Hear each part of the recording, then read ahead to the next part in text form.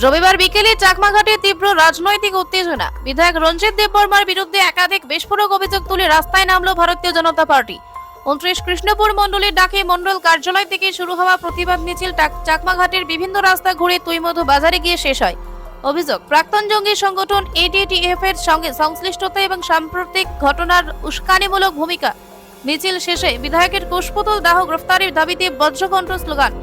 প্রতিবাদে নেতৃত্ব দেন এমডিসি বিদ্যুৎ দেববর্মা। তিনি অভিযোগ করেন, জনজাতি কল্যাণ দপ্তরের মন্ত্রী বিকাশ দেববর্মা ও বিজেপি নেতা প্রসেনজিৎ দেববর্মার বিরুদ্ধে কুরুচিকর মন্তব্য করা হয়েছে। বিজেপির হুঁশিয়ারি, অতীতের সহিংস ঘটনার বিচার না হলে আন্দোলন আরো তীব্র হবে। ব্যুরো রিপোর্ট, হামক্রাই টিভি।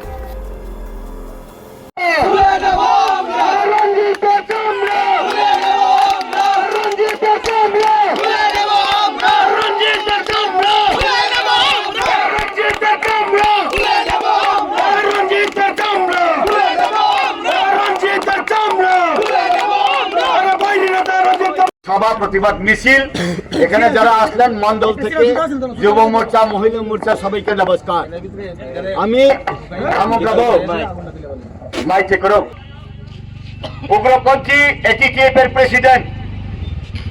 উনি জনজাতি অজনজাতি অনেকজনকে হত্যা করেছে, এটাই ওনার পরিচয়। প্রসেনজিৎ দেববর্মা এনএলএফটি ছিল, কিন্তু স্বাভাবিক জীবনে আসলেন আমাদের মাননীয় মুখ্যমন্ত্রীর হাত ধরে। কিন্তু রঞ্জিত দেববর্মা আমাদের বিধায়ক, উনি না সারেন্ডার না সিজফায়ার, উনি একজন অ্যারেস্টেড।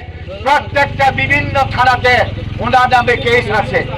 উনি বলেছেন গতকাল, আমি বিজেপি মিছিলে বাধা দেই না, কিন্তু প্রসেনজিৎকে রেপিসকে আমরা চান্স দেব না। কিন্তু রেপিস বা দর্শন বলে এখানে কোনো ইয়ে নেই, কোন জায়গাতে প্রমাণপত্র নেই। কিন্তু আমরা জানি রঞ্জিত দেববর্মা মার্ডারার, রঞ্জিত দেববর্মা খুনি, জনজাতি অনজাতি জনজাতি খুন করেছে।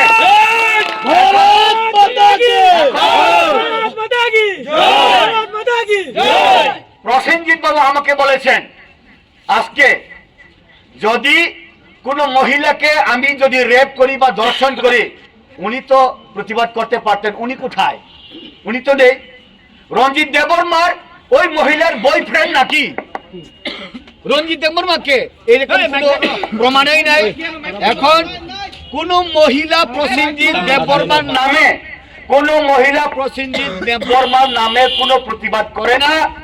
কোন 1 বছর হয়েছে প্রসেনজিৎ দেববর্মা নর্মাল লাইফে আসলো, কিন্তু কোন মহিলা এখন পর্যন্ত প্রসেনজিতের সামনে আসলো না। আজকে উনি বলেন, যদি কোন মহিলা যদি এরকম আসে, তার সঙ্গে আমি কথা বলবো, কম্প্রোমাইজ করব, যদি দরকার হয় পার্টি আমরা যে কোনো ব্যবস্থা নেব। এখন আমি যা জানি, প্রসেনজিৎকে সর্বনাশ করার জন্য এই ষড়যন্ত্র করেছিল 2001-এ। এখন জাস্টিস যদি পেতে হয়, জাস্টিস দেওয়া দরকার কাকে? আমাদের বিধায়ক রঞ্জিত দেববর্মা এটিটিএফ এর সুপ্রিমো থাকাকালীন জনজাতি অজনজাতি সবাইকে খুন করেছেন। তাদেরকে নিয়ে প্রসেনজিৎ দেববর্মা তাদের পরিবারদেরকে লুট নিয়ে এমএলএ হোস্টেলে যাওয়ার জন্য রেডি হয়েছেন। যে কি, যে মহিলাকে আমি অন্যায় করেছি, আমি সবকিছু মাথা পেতে নেব, কিন্তু যাদেরকে রঞ্জিত খুন করেছে তাদের প্রাণকে আবার ফিরিয়ে দিতে হবে।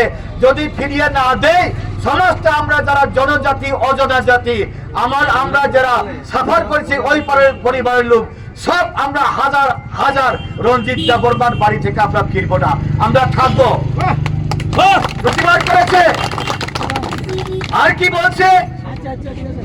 আমরা প্রসেনজিৎ দেববর্মা বলেছে কফিন নিয়ে, একজন কফিন নিয়ে রঞ্জিত দেববর্মার বাড়িতে যাবে।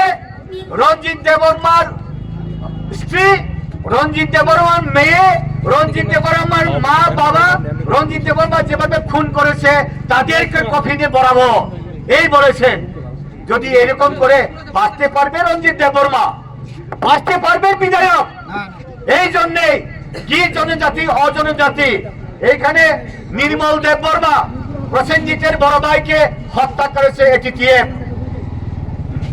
এইখানে হত্যা করেছে রামচন্দ্র গাছের 24 জনের উপর 2 ডজনের বেশি হত্যা করেছে রঞ্জিত দেববর্মা এটিটিএফ থাকাকালীন। আবার রঞ্জিত দেববর্মাকে ভোটও দিয়েছে 2023 বিধায়ক বানানোর জন্য। বড়লুঙ্গা হইতে আরম্ভ করে সবচেয়ে বড় হত্যা 14 জন, 20 জন, 17 জন, যারা উপজাতিরা তীর্থেস করতো জোড়াপাতা তোমরাকে পাতা ভালো পাই, এই জন্য প্রতিবাদে রঞ্জিত দেববর্মার এটিটিএফ কচু পাতা খাওয়ায়, কচু পাতা তীর্থেসদেরকে কচু পাতা খাওয়ায়।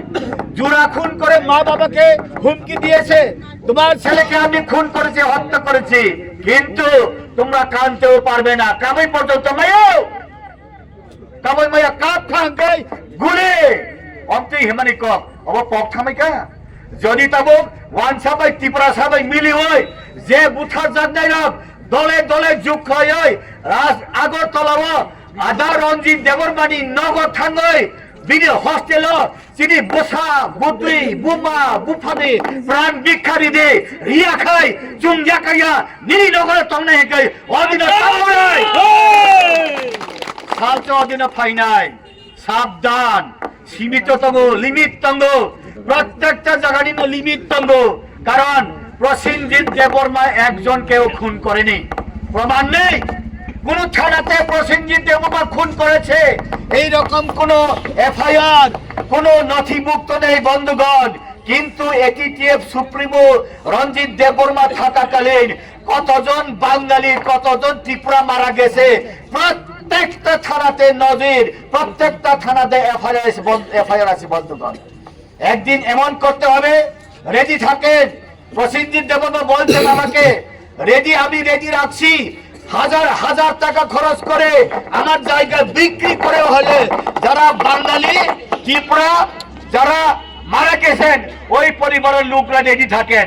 খোয়াই হোক ধর্মনগর থেকে সাবরুম পর্যন্ত উনি গাড়ি রিজার্ভ করে এমএলএ হোস্টেলে নিয়ে যাবেন। যতদিন পর্যন্ত তাদের প্রাণ ফিরিয়ে না পায় ততদিন পর্যন্ত তারা এমএলএ হোস্টেল থেকে ফেরত আসবে না। আর বেশি দিন সময় নেই এটা। এই জন্যে আমরা সামিল হব, আমরা একসাথে কাজ করব। আমরা কাদা ছোড়াছুড়ি করতে চাই না।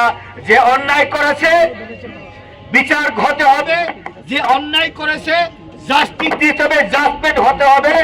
যদি অন্যায় না করে এখন পর্যন্ত রামচন্দ্র ঘাটে একদিকে প্রসেনজিতের দল একদিকে রঞ্জিত দেববর্মার দল যদি জিজ্ঞেস করে রঞ্জিত দেববর্মা বেশি খুন করেছে নাকি প্রসেনজিৎ দেববর্মা খুন করেছে, যদি জিজ্ঞেস করে প্রসেনজিৎ দেববর্মা খুন করেছে বলতে একটাও হাত তুলবে না, সব হাত তুলবে রঞ্জিত দেববর্মা খুন করেছে বলে। এই জন্যই আমরা বেশি কথা বলবো না, সময়ে কথা বলবে। এই হিরো আছে তো জিরো হতে বেশি সময় লাগে না। এই জন্য আগামী দিনে আমরা প্রতিবাদ করব। গতকাল বলেছিল আমরা বিজেপির মিছিলে আটকাবো না, কিন্তু প্রসেনজিৎকে আটকাবো। প্রসেনজিৎ বাড়িতে চলে গেলেও বিকাশ দেববর্মা আটকানোর জন্য প্রচেষ্টা ছিল বন্ধুগণ।